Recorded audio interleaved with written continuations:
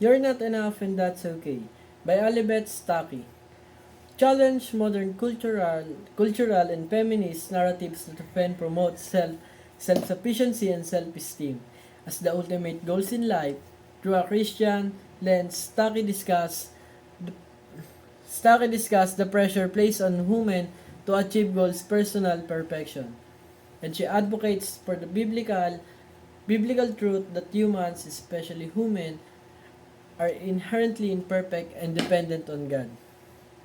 The book explores how society's emphasis on personal fulfillment can lead to frustration and self-doubt, and encourage humans to find their identity not in their own but in their relationship with God. And now, let's move on our characters.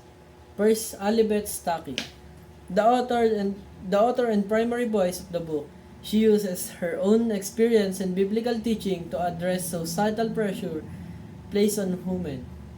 Next, the reader, the primary character for whom the advice, lessons, and reflection are offered as the book speaks directly to women who feel overwhelmed by modern cultural expectations. There aren't traditional characters in the narrative, but the book focuses on the audience's relationship with themselves, society, and God.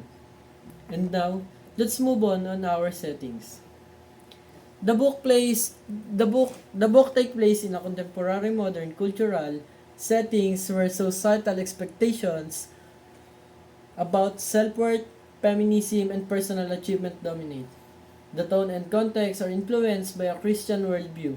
So much of the setting is metaphorical, focus on the journey of personal faith and aligning one's identity with biblical teaching rather than world's standards. And let's move on our plot.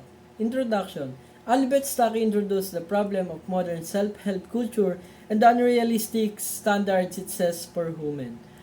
She examines how this culture encourages women to think they must be enough on their own.